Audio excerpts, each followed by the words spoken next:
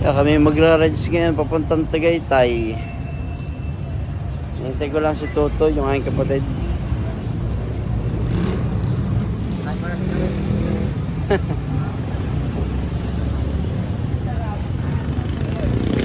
Ay, ako binigyan pa ng garne. Pangtubong sa ulo. Sa kami gagala na muna. Tapos na sa